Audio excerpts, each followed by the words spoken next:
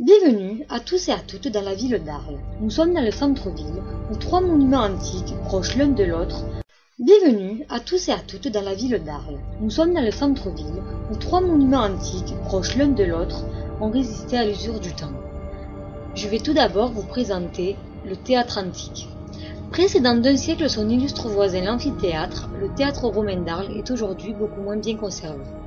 Construit à la fin du 1er siècle avant Jésus-Christ, il date de la première phase d'urbanisation de la colonie romaine, fondée par César en moins 46. Édifié sur la colline de Lauture, il s'inscrit dans le quadrillage romain sur le Decamanus, voie est-ouest. Fortifié au Moyen-Âge et gagné par des constructions parasites, ses propres matériaux ayant souvent été réemployés dans des édifices voisins, on perd jusqu'à la connaissance de la fonction initiale du monument.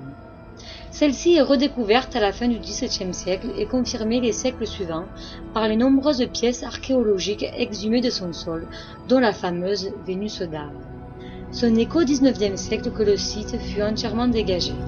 Seuls subsistent quelques gradins, l'orchestre, la fosse, du rideau de scène et deux hautes colonnes de marbre coiffées d'un fragment d'entablement. Le théâtre a néanmoins retrouvé, surtout l'été, sa vocation de lieu de spectacle. Je vais ensuite vous présenter l'amphithéâtre romain. L'amphithéâtre est le monument le plus important de l'ancienne colonie romaine, qui nous soit permis d'admirer quelques 2 millénaires après son édification. Son architecture est entièrement conçue en rapport avec sa vocation de lieu à grand spectacle, accueillant un nombreux public. Dans leur élévation initiale, les gradins pouvaient recevoir environ 21 000 spectateurs, dont les flux étaient savamment organisés par un réseau de portes, galeries et escaliers, sur plusieurs étages. Devenu dès le début du Moyen-Âge une véritable ville close et fortifiée, l'édifice ne fut dégagé qu'au XIXe siècle. Il retrouva alors, pour sa partie, sa fonction initiale, notamment avec la tauromachie, ce qui lui vaut son appellation courante actuelle d'arène. C'est aujourd'hui le monument de la ville le plus visité, portant ainsi l'image d'Arles dans le monde entier. Enfin, nous allons finir par la porte d'Auguste. La porte d'Auguste, également nommée porte de la Redoute, d'après la forteresse qui y sera installée au Moyen-Âge, représentait l'entrée principale de la cité romaine.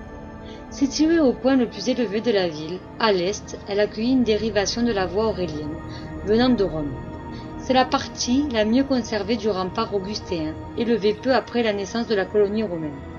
La situation dominante actuelle de la porte ne correspond pas au dénivelé initial, mais au creusement du boulevard Émile Combes à la fin du XVIIIe siècle. Près de la tour nord de la porte arrivait l'aqueduc qui amenait l'eau des Alpilles. Sur la cassure causée par le creusement du boulevard, on peut encore observer des dépôts calcaires posés sur la paroi. Et l'édifice a été profondément remanié à l'Antiquité tardive et durant le Moyen-Âge. J'espère que vous avez passé une agréable visite. Je vous souhaite un bon séjour.